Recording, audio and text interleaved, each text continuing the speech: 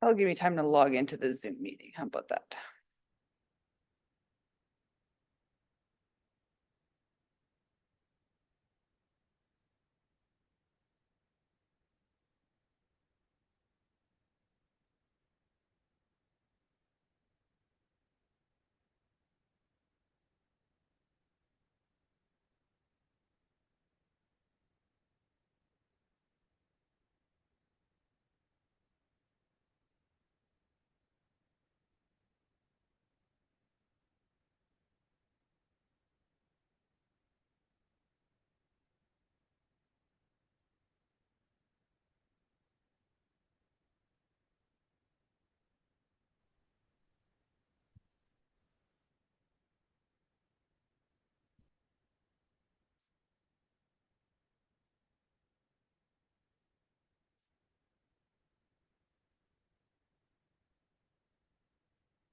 Yeah, it's cold, isn't it?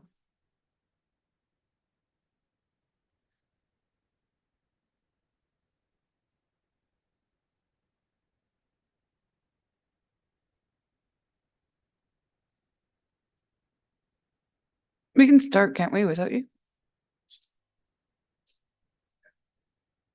Oh, and you have to control that? Okay. Can Natalie hear us? Natalie, okay, we've got an issue with Sheena's Granicus, so Sean's trying to fix it, so give her a couple secs. Okay, everything's good here.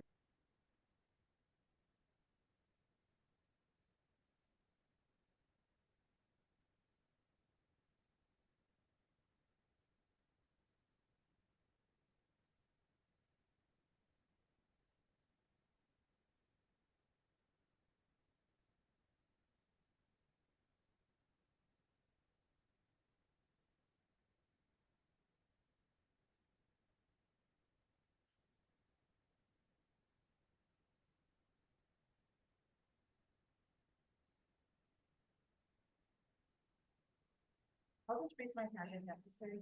Yeah.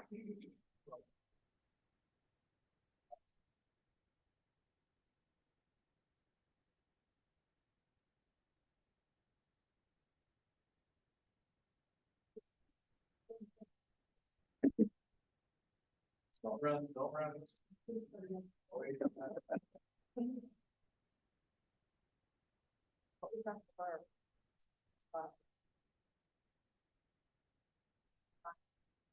Okay, Mayor, my apologies. No, it's not your fault. You were helping. Thank you. All right, so I'll call the meeting to order for Tuesday, January 21st, 2025. That reminds me that this is the first council meeting of the new year. Attendance at the start of the meeting is 100% with Councillor Jolly online. I have no changes to the agenda that I'm aware of. So Councillor Mackay, could you make that motion? Yep, that the January 21st, 2025 agenda be adopted as presented. Awesome. Thanks you for that. Call for the vote. You're good? Yeah, Sheena's back in. Okay. Carried unanimously. All right, and now we have adoption. We do have one presentation, me. So as we all know, for probably the last, well, since I've been elected, 14 years, the mayor has read what we used to call the Founder's Day Proclamation. And a few years ago, it was brought to our attention, and rightly so, that the founding of the city of St. Albert and our community, whether it was a city, a town, or a village, roots much beyond the 1861 date and Father Albert Lacombe. So we did a lot of work, this council, on coming up with a new policy, and it's called the Heritage Policy, I believe. And so we still wanted to honor and recognize those that have come before us and the future of St. Albert. So first of all, I'll start with a thank you to the Arts and Heritage Foundation, because they have been so integral in this process with their advice and their historical knowledge. And they sent a fantastic statement, which I could read to you all, but it's very much duplicated in what we're calling the St. Albert Heritage Recognition Proclamation. So I will go ahead and read it. And we're lucky enough to have Martin Behrens, curator, that's the title, curator at Arts and Heritage Foundation, here to accept this on the behalf of all residents of St. Albert, really. So I will go ahead. So whereas for thousands of years, the land now known as St. Albert has been home to Indigenous peoples, including the Cree, the Dene, the Blackfoot, and others, who gathered on the Sturgeon Valley, River Valley to raise their families and build rich, diverse communities. And whereas in the 1820s, Métis people associated with Fort Edmonton first settled on the land known as Big Lake Settlement. And then in 1861, this Métis community attracted the Oblate Roman Catholic Mission, leading to the settlement being named St. Albert. And whereas a village grew along the Sturgeon River, using the traditional river lot system of Francophone and Métis communities. But after joining Canada in 1867, the community faced challenges as their settlement did not align with the square quarter section mandated by Ottawa for the Northwest. And whereas on January 27th, 1883, two St. Albert representatives traveled to Ottawa demanding a survey that honored the Métis river lots. And although promises were made, they were not kept, leading to a July 1883 map that ignored the river lots, threatening the community's existence until a new map in August of 1884 recognized the river lots and the community's rights to exist in its traditional ways. And whereas St. Albert stamped itself on the map as a unique center in the Northwest, attracted by the Roman Catholic mission, Francophone migrants from Quebec, France, and the United States made a home here in St. Albert. And whereas the new century brought settlers from around the world seeking new opportunities, and St. Albert has continued to welcome and celebrate people of all backgrounds. Now, therefore, I, Kathy Heron, Mayor of the City of St. Albert, do hereby ask the residents of St. Albert to celebrate the city's official designation as a city in 1977, while recognizing that Indigenous peoples and cultures have always been a part of this community. We honor the contributions and stories of people from all backgrounds to the rich cultural heritage of St. Albert. That is the actual proclamation. I would just add, and if anyone else wants to say a few words, are more than welcome to. I would just add that St. Albert, you know, this is a bit of our background, but really does have this legacy of opening up our arms to people from outside of Canada who have come here to call St. Albert their home. And those people are now starting their communities and their foundation for an even richer culture here in the city. So I want to thank, you know, them for maintaining their cultures and bringing them for us here to experience. So I will, with that, we're going to come down here. And Bill's gonna take a picture. I don't know who's taking the picture. Does anyone want to say a few words before I move on down? You guys are good? Martin, did you want to say a few words? You're welcome to. I don't want to put you on the spot. Sometimes that freaks people out, but if you want to, you're welcome to. You want to go to the mic? Because Councillor Jolly's online and the mic will let her hear us better, and anyone who is watching YouTube. Yeah, that whole bar on the podium is a microphone. Okay. Yeah, on behalf of the Arts and Heritage Foundation of St. Albert, I would just like to thank the City of St. Albert for the work and dedication you folks have done with the heritage policy. And yeah, thank you so much. I think it's a joint effort between HF and us, so thanks. And it's snowing in here. Did you see that? I don't know what that was. All right, all of council, come and join me for a picture.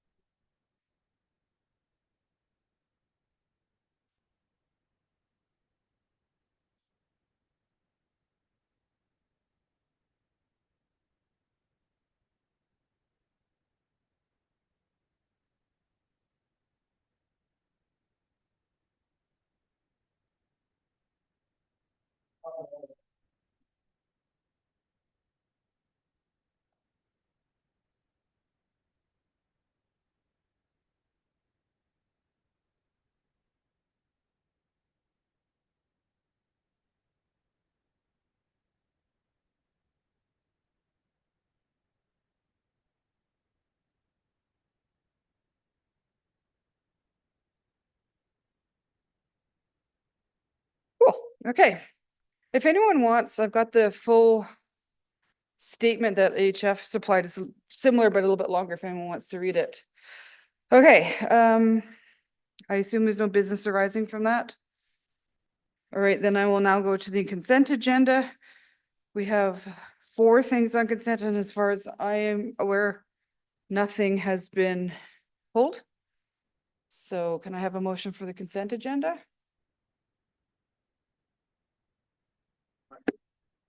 Thanks, Mike.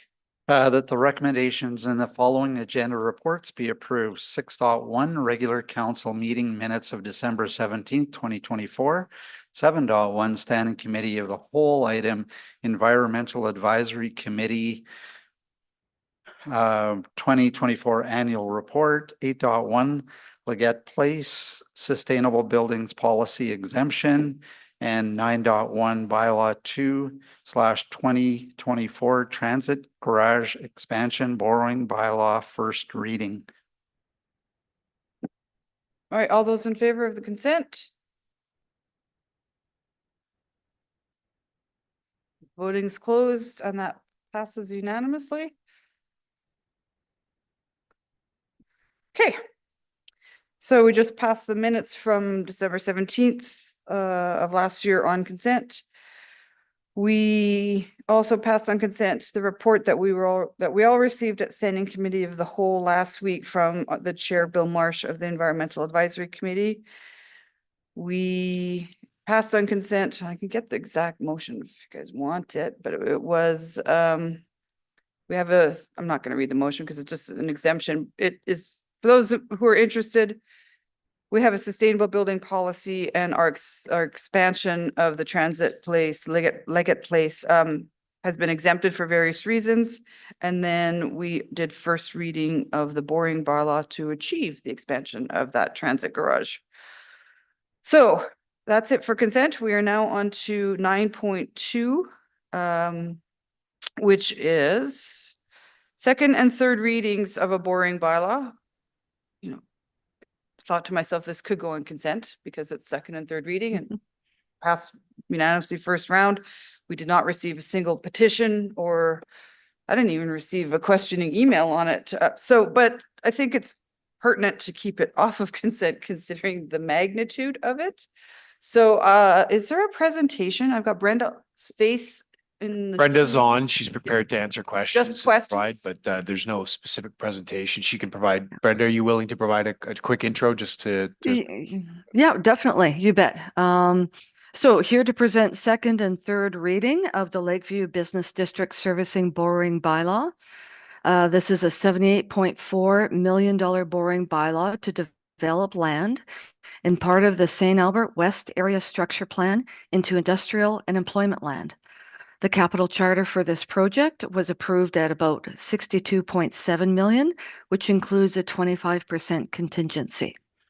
To recap, the city is responsible for 100% of the project, of which 76% of the cost is off-site leviable and 24% is non-off-site leviable. The debt servicing of these components will be from the off-site levy recovery fund and taxes respectively. Based on a 20-year term and current interest rates, the annual tax impact in 2027 is estimated to be about $797,000 and $484,700 in 2029. And thank you, and I'll take any questions. And we also have engineering online, excuse me, as well. Okay, I'll open it up, council, to any questions you may have. Mike? Okay, go ahead, Mike. It's just thank you for the presentation, and pretty brief, but just to confirm for any residents and maybe watching later, the portion that is paid by taxes, I think it was close to 800,000 in 2027 and 484,000 in 2029.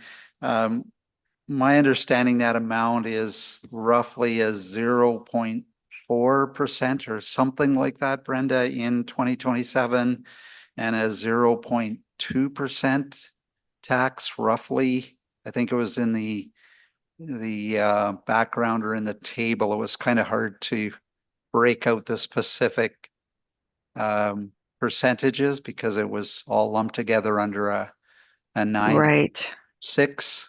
But just to be roughly accurate, would Yes, I would say you're fairly accurate there. Yeah, on the table, we're showing the cumulative effect of the tax impact on all the projects. I didn't have it broken down specifically to just the one, which I can get for you after this, just to ensure it's accurate, if that's acceptable. no, I think it was just a general question. Okay.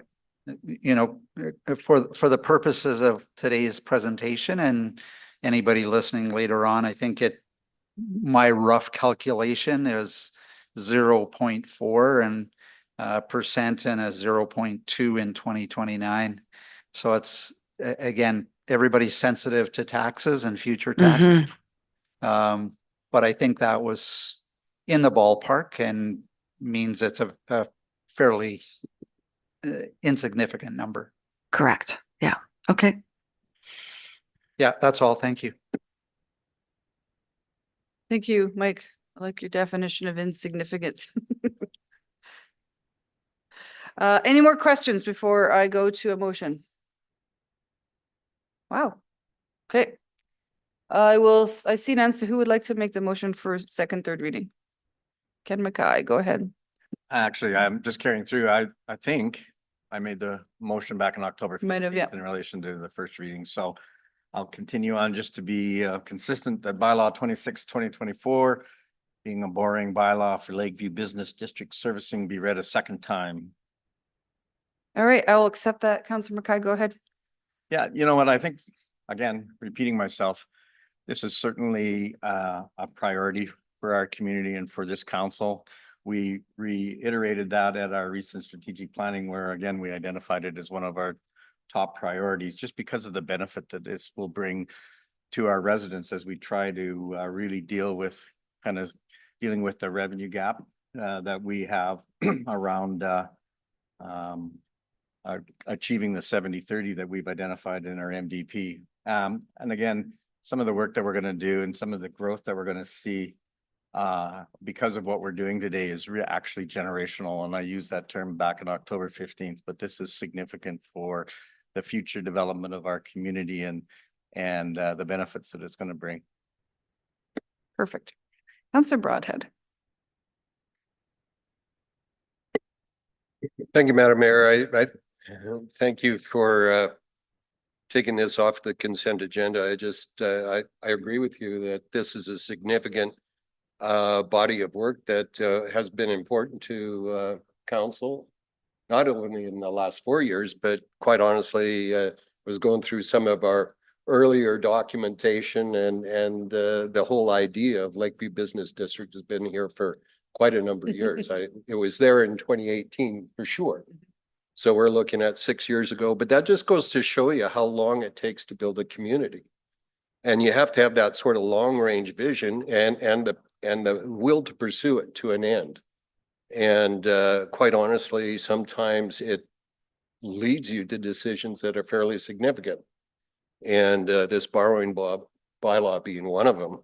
I would like to just read something to remind our listeners and to the people of St. Albert what we discussed back in October when we passed this the first time. Why are we doing this? And Councillor Mackay touched on most of this, but I'll just read what was in the background. It said the overarching primary objective of opening Lakeview is to support an investment positive environment that encourages economic growth and the development of new and existing sectors. It is to target an increase in non-residential or industrial development. The secondary objective regarding existing city-owned lands and what actions may generate the highest return on investment is also indirectly achieved through this process or this project. So there's a couple of elements that come as a result of this. But in reality, it is, as Councillor Mackay alluded to, is that as we grow as a residential community, we have to grow our business sector as well to continue to reduce the proportional burden of running the city off of residents into a more balanced, if you will, burden between business and the residents. And so I'm pumped to be here. The other thing is, you know, as administrator pointed out, the borrowing bylaw might be something, but the number is 62.7 in terms of what we've allocated for the work to be done here. And just as an aside, the approved borrowing bylaw creates no obligation to borrow any or all of the amount. Again, this is just Yep. from the background Yep. here. And for those who think that, you know, whatever it is, 78 is what we're actually going to borrow, the actual borrowing will be aligned with the total project cost, 62.7, cash flow needs, and may be secured in smaller denomination as the project proceeds. So anyway, given that this is the largest bylaw in St. Albert's history, borrowing bylaw, I just thought we should talk about it a little bit. Thank you, Madam Mayor. It's all good. And we did take out a big boring bylaw, 40 million for Project 9, and we only spent 20 something, 24. Yeah. Councillor Killick. Yeah, I should apologize for my comment that point or 0.4, 0.2% tax increase is insignificant. Any In the ta- numbers, not the tax. I right, any tax hear you here. It's just like, increase is meaningful to our residents, but the hope is, and our objective of developing this land is that we'll be able to eventually have businesses there paying taxes, which will shift the tax burden from residents to our commercial industrial type space. So that's the objective, and I should have been more sensitive with my language. and my meaning was the longer you sit in these chairs, numbers that used to just make your hair stand on end seem normal. Councillor Hughes. Thank you. And I realize everyone's already has their positions on this, and it's not about changing it. It's just so that the taxpayers that are looking at this number that we're approving without tremendous numbers of questions, because it's been discussed now for years, understand that we've already brought forward the fact that the number that we're approving is less than the amount they're expecting to spend, that there's a possibility that could even be less than that, just as we saw in project number 9. And if we have that opportunity, we will be taking advantage of it. And then the other thing we need to recognize is that St. Albert owns part of these lands, which is also part of the motivator for agreeing to finance this, is that our own lands can't be serviceable until we commit to this. And then the final point I think we need to bring forward is just that we've run out of industrial land for development to occur. Campbell Park is pretty much tapped out. And so if we want to change the basis of the tax split, we need to be able to provide those lands unless they were just commercial. There's nothing available in the industrial. And so this is the city recognizing that if we don't step up to the plate, it's unlikely that that's going to happen in a timely fashion.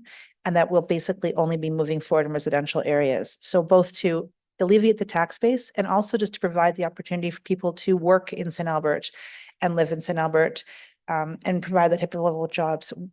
This is all part of our motivation. And I may be speaking on behalf of council in some way, but I just feel like this is part of the discussions that we've had, is that's some of all of the reasons why we're prepared to go down this level of risk. And the city has already started to work towards getting this land filled as it's being built out. And we've gone through the full risk analysis to make sure that this has decreased the likelihood of having this be imposed upon taxpayers in the future.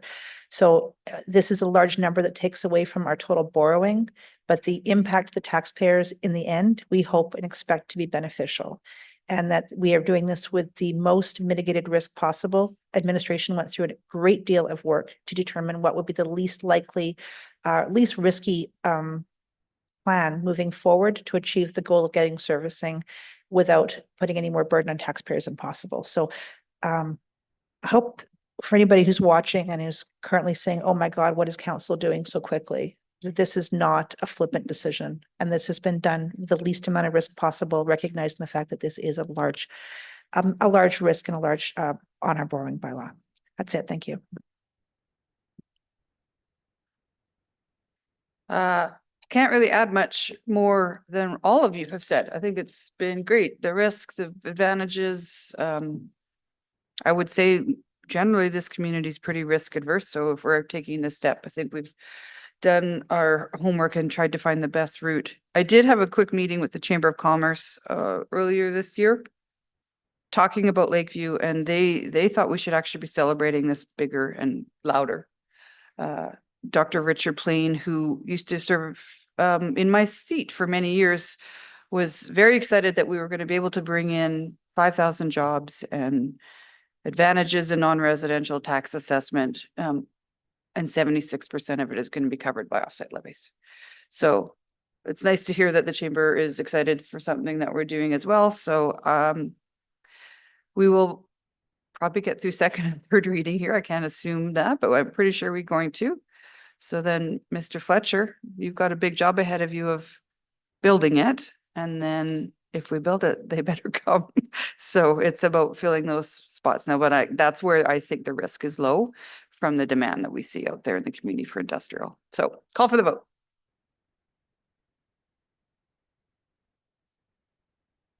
Voting's closed. And that motion passes unanimously. Councillor Mackay, third reading. That bylaw 26/2024 be read a third and final time. Anything further? No, I think it's all been covered like you've identified, and so, but I wanna appreciate all of the administration's work on this. I know that we've had many committee meetings on it, many workshops on it. And I just want to make sure that staff is appreciated for all the work. And I want to thank council for all of the reasons too. This is, like I said before, generational, and maybe when somebody else is sitting here, like you have identified, Mayor, when the next mayor or 3 or 4 down the way, they'll be able to look back and say, boy, am I ever glad that a council had the foresight to see this through. Yeah. Good points. Seeing no one else, will call for the vote. Voting is closed. And that passes unanimously. Congratulations, guys. Okay, next on our agenda, I think is the EMRB stuff, is it not? Oh, councillor updates is there. Okay, thanks. So why don't I start with Councillor Jolly at home? Councillor update. Yeah, thank you. So I think since our last update, I've had a couple youth advisory committee meetings. So we had our first one of the year. So elected the same chair and vice chair. So we've got some returning members. So that's really exciting. And this group is really interested about learning more about city operations. So I had a great chat with the city manager about how we might be able to support them kind of in that interest. Homeland Housing meets Thursday, so that's coming up right away. Also, just to share some of the professional development that I've done over the last couple of months. So I'm slowly moving my way through an EDI certificate out of UBC, and that's been really, really great so far. Just kind of learning about the value of having diverse and safe workplace, and how I can support that. So that's been great. I think that's all I have. Perfect. Councillor Bermansky? Thank you, You're Madam cuddled Mayor. up in your jacket. All my meetings are this week, so we've got tomorrow night, the following night, and the following night after that. Wow. So Okay. that'll be next month update. Thank you. Wes?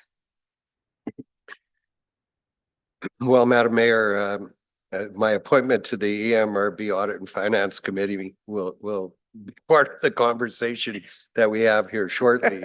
But having said that, we did not meet.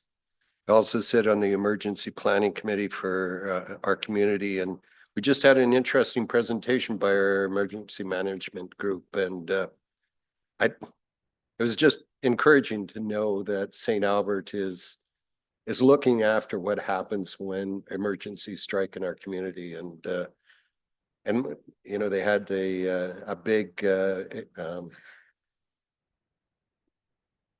what do you call it, Councilor McKay, when you have A drill? a drill or tabletop exercise? That's the word I was looking for, but, Means And- something different now that we're a little portly. December anyway. 14th, they did that, yeah. yeah, so they exercise that and, so people should understand that, our community is prepared as best they can for crisis situations. Let's hope we never have to use it. Amen. How? Councillor Hughes. So the only committee that met so far has actually been the seniors committee. We have a new chair and vice chair. This committee has actually become very enthusiastic and they're looking forward to quite a few learning opportunities this year. They are coming to do a presentation, I believe, on the 4th, I think. I think that's Um, right, yep. Somewhere in February, they're coming, seniors committee is coming for the annual review of what they're doing. The senior service awards are just now going to be kicking off for us, like there was a soft launch now, an actual advertising with a deadline for the end of February. And they're also doing a workshop with another working group about housing and just housing opportunities for seniors, and understanding that is coming up for them as well. And there's also one person on the committee who's very interested in statistics. And so he will be doing, hopefully he's getting more information of just understanding the St. Albert population dynamics for seniors and the statistics that gives us a better idea about their needs and how we're meeting them. But one of the things he did present to us, and eventually this is probably going to work its way to council, what they have or some variation of it. But he did talk just about that the number of people who have become seniors in St. Albert is significantly higher in the population growth than the number below 55. And so while our population growth has grown, the majority of that, as far as he can attribute, is actually due to seniors, not just aging, but just seniors coming. And for all the men in this room, what they also found, which is consistent across Canada, but also in St. Albert, is that the expected life expectancy for men, which depending on whether or not you're in a happy marriage or not, may be good or bad, is that it's actually increasing. And while women are not getting, their life expectancy is not increasing as much, the life expectancy for men is catching up. So, yeah, so that's it for that fun fact. And yeah, we'll let you know how things are going. That's it. Awesome. Councillor Mackay. Well, as a senior, I'm very happy to hear that. And a male, yeah. I was hoping that would be obvious, but we did have a policing committee meeting right after our strategic planning, and I want to thank Marta for all of her work in relation to attending, because not only was it our initial organizational meeting, we have the committee had a great deal to discuss in relation to input in our new policing bylaw, which is coming about due to changes in the Police Act that will take place in April, I believe, April 1st. And there was a lot of discussion around maybe interpretation, as trying to read between the lines as to what the province is trying to do and how we're interpreting that. Such as what do we have to do for enhanced security clearances? What do we have to do around the number of members on the commission? Because now the province can also appoint commission members. Kind of how do we remove commission members if there's some issues, if that ever crops up, but also will we have any impact on the provinces around kind of whether they have a situation where we may find that we would have to have one of their members removed, et cetera, et cetera. So there's lots, basically there's a lot yet to be determined. I mean, we even couldn't, we had conflicting information because one of our members is also on the Alberta Association of Police Governances and gets regular updates from the minister. And we don't even know if we need a public complaints director anymore. You don't know if you need? Well, we don't know. I mean, I'll look to Marta for explanation, but the actual Police Act changes says we don't, but then the AAPG member says we do. And so there was some confusion that I don't know if or how that's gonna be determined, but probably yet to be determined, I guess. Is that fair, Marta? Yes, so essentially the regulations that are coming into place say we no longer need a public complaints director. However, some folks at various places are interpreting things differently based on what they're hearing, but that's not actually worded in the legislation. So it's just a matter of trying to draft the bylaw to account for all the kind of possibilities that may come March 1st, once the regs are in effect. So we don't know, but we obviously have to follow what the regulations are, so. Right. So that- And also we did get a new chairperson, because, our previous one is basically timing out. This will be his last year that he'll be eligible. So he felt that we should have a succession planning. So Mr. Paul Specht is now our new chairperson and Bill Turnham is the vice chair. And for the time being, Kristen Kombach remains the, public complaints director. Just from interest notes, we did get a kind of an update as where we stand in criminal code offenses and kind of some property crime. And if you look at January to December 2023 as compared to 2024, we've actually saw a 6% decrease pretty much across all types of crime. Nice. Yeah, it is. And I don't know how that will relate to our crime severity index, but they are gonna the detachment commander is gonna bring that back to us. And the retired inspector, now I can say he's retired, but he's having a going away kind of a event February 22nd, and then I guess the replacement, we should be hearing something in relation to what that replacement process will be coming through your office, I'm assuming. The bylaw, Marta, has to come to council before April 1st?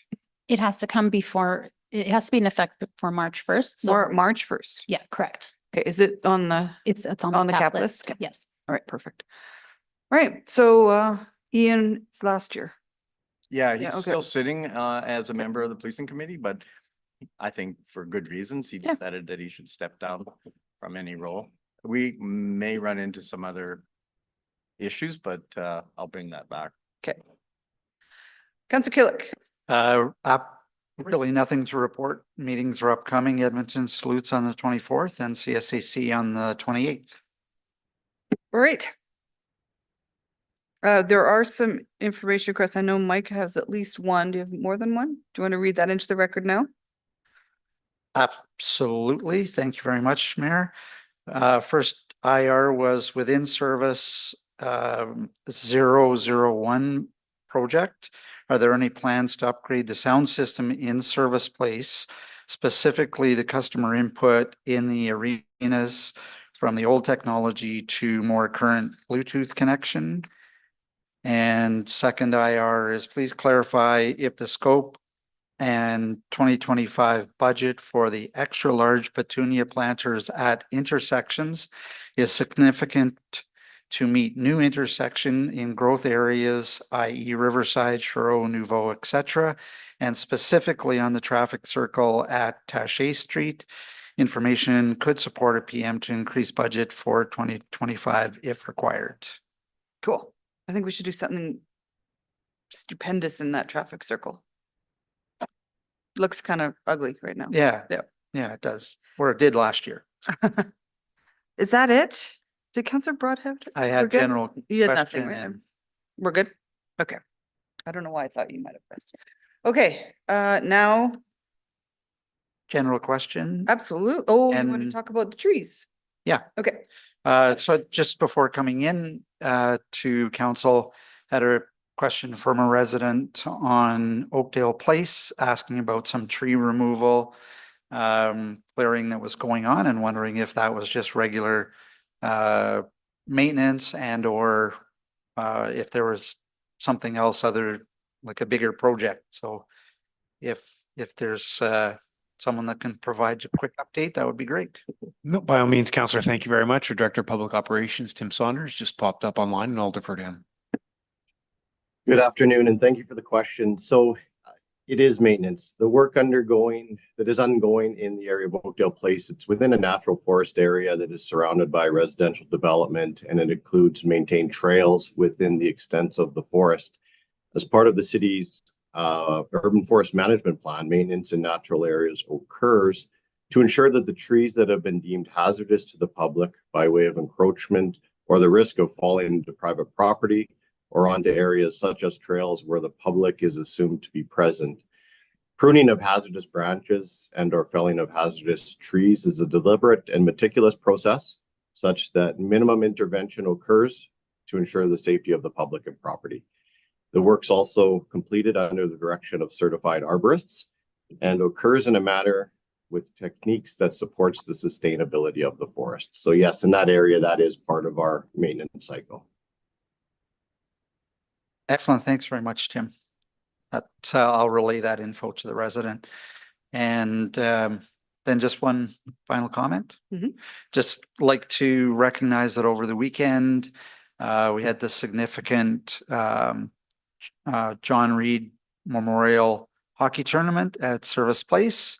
And I know those kind of big, large tournaments put additional workload on our staff that all work at Service, and they did an excellent job of meeting the needs of the tournament and also keeping all the other activities at Service Place running without a hitch. So that was great to see. And again, thanks to all of the staff involved in supporting that tournament. I know it was a lot of work, and it was enjoyed by many players, teams, and spectators, fans in the stands. So thank you very much to the staff at Service Place. Well, and thank you for attending and saying a few words. That was awesome. They asked, Mike. All right. The Phoenix team was not too happy with the weather. It was cool. I think our illustrious city manager was on the ice for parts of it. I actually was running the score clock. Oh, okay. Okay, we do have a in-camera discussion regarding the future of EMRB. Trevor here? Is it back there? Okay. They're sitting back there waiting. No introduction of this topic. Do you want to go straight into camera and then come out? I think that's easiest, Mayor. I mean, I guess I could offer just very quickly, obviously this You go ahead, yeah. yeah, this discussion is occurring because of the recent changes communicated by Minister of Municipal Affairs in terms of fiscal or funding support, and in particular, the caveat that participation going forward would be voluntary. Right. Okay. I need a motion to go in camera. Councillor Broadhead. Sorry. Council moving camera to discuss matter pursuant to section 21(1)(a), 23(1)(a), 24(1)(a), and 27(1)(a) of the Freedom of Information and Protection of Privacy Act. Call for the vote. Voting is closed and that passes unanimously. We will meet in the lounge. We will be coming back because there is a public motion.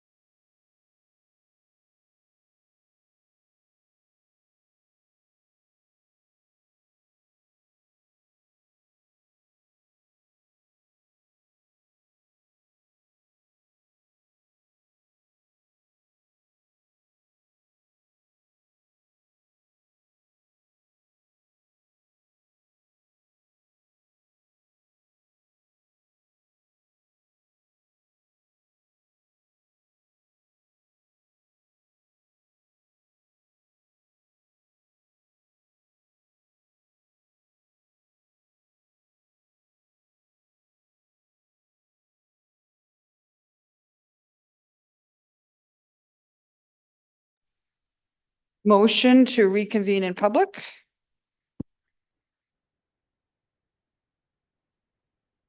Did you put your hand up? Okay, Counselor, oh. Sorry, Counselor Bermansky put her hand up, so I will go with her. Doesn't really matter. Go, is there? Go ahead whenever you're ready. The council reconvene in public. Perfect. Call for the vote.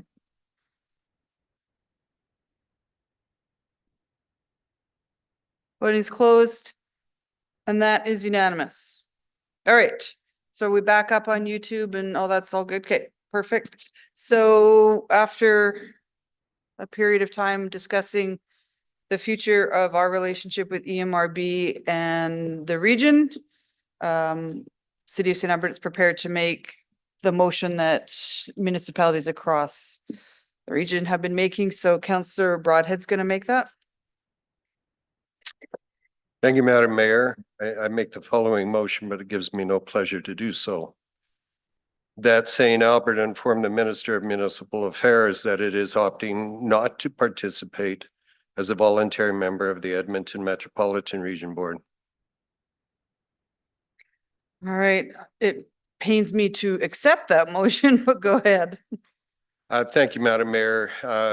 Since the EMRB or its predecessor, the Capital Region Board, was established by the provincial government in 2008, I believe that the construct for the municipalities within the Edmonton region existed for us to work through the issues related to land use planning, geographical information systems, transportation planning, all of those things that the province gave us mandates to take a look at and plan regionally. For the last 16 years, that's been working. The province has now indicated that it's no longer be a mandatory board and they will cease to fund it. And as a result, the mechanism for us to work together just doesn't exist the way it did before. And so for us to continue on a voluntary basis within the same construct just doesn't seem to work. And when the MRB board got together a couple of weeks ago, this was discussed at the board level, and collectively we believe that this is the best way forward.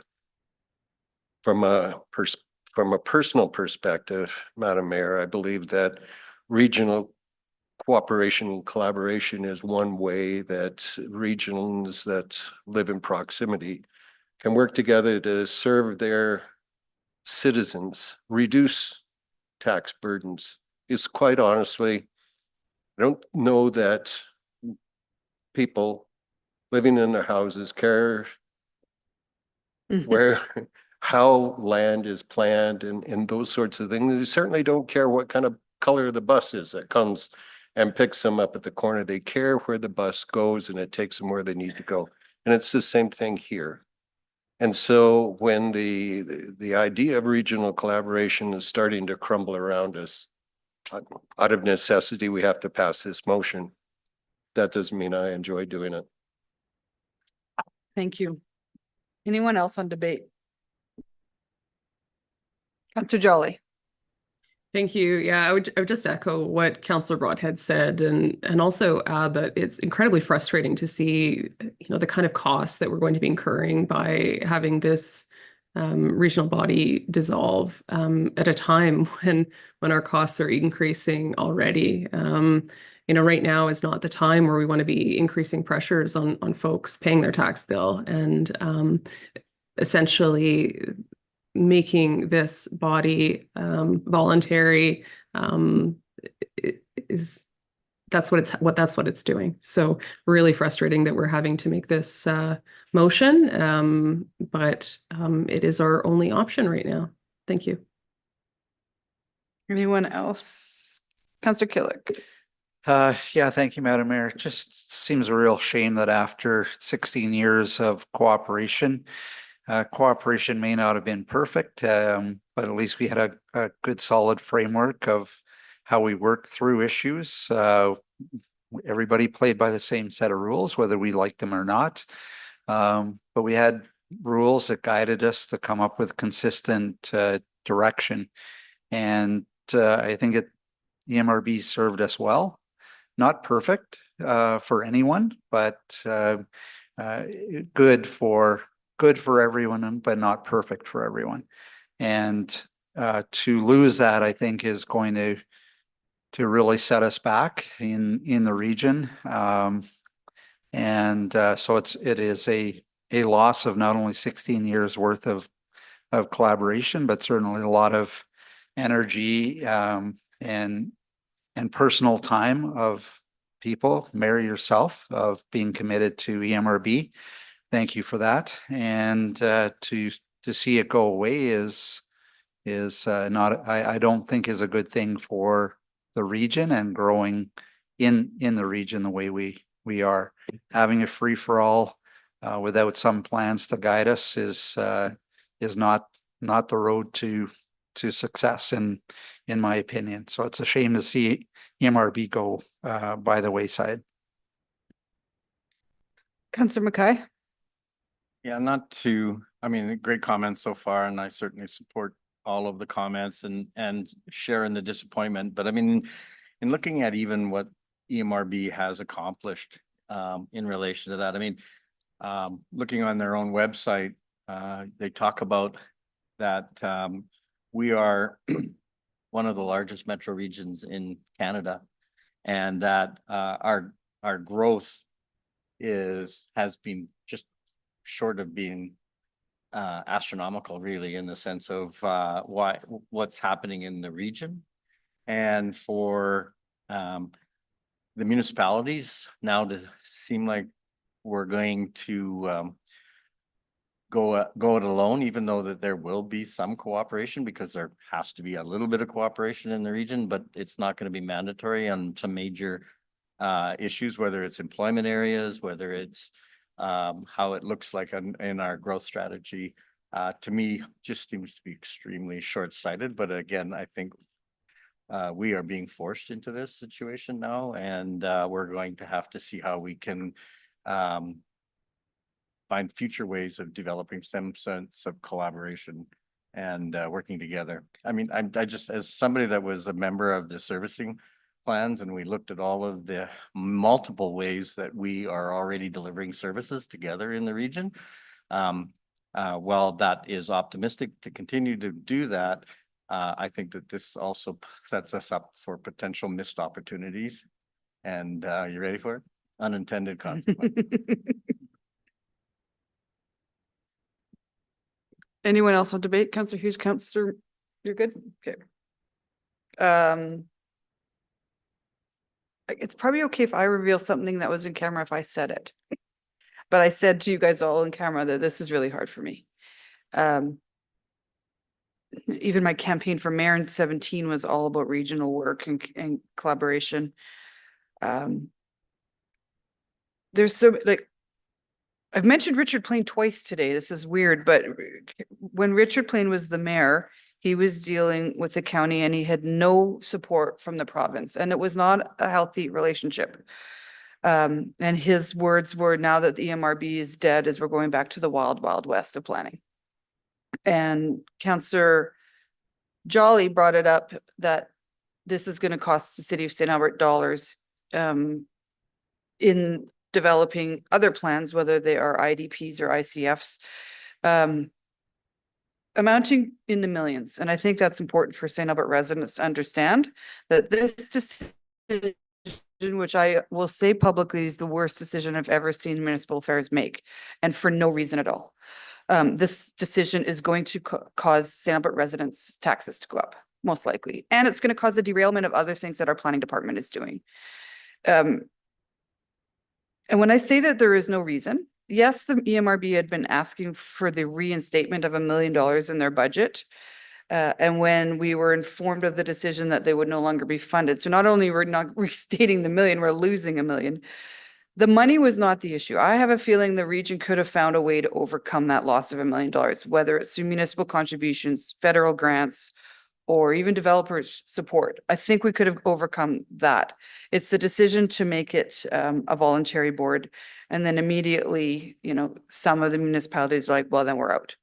And you don't have a regional board without the region. So there was no reason. And I believe we're collateral damage from some of the conversations down in the south of the province.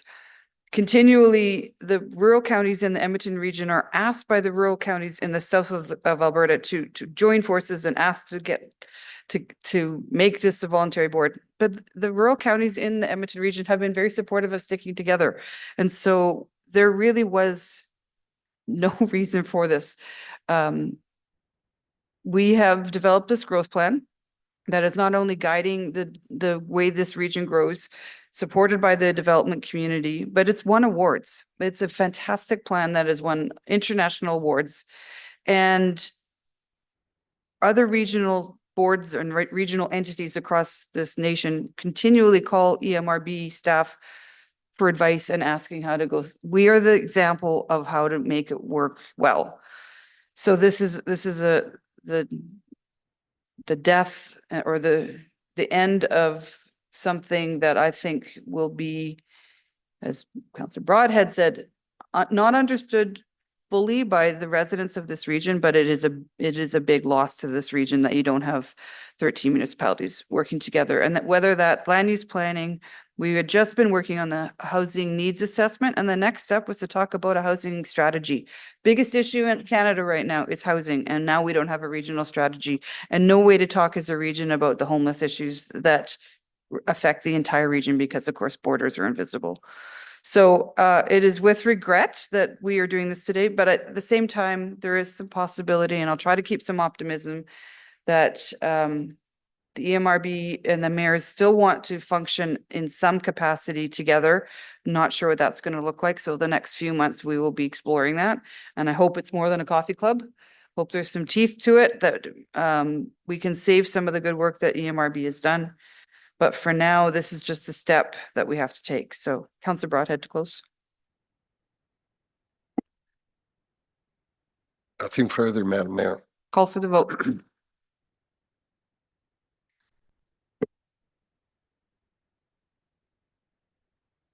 That motion passes unanimously.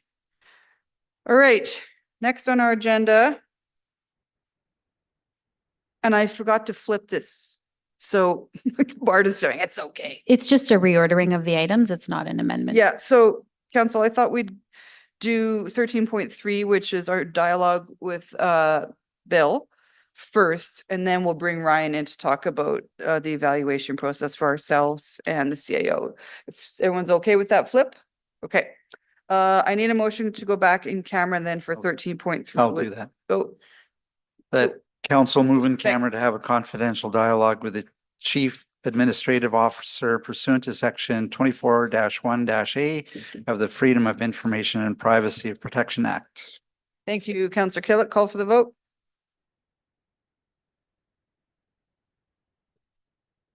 Voting is concluded and that passes unanimously. And there will be no need to come back in public. So it's just us and Bill's team.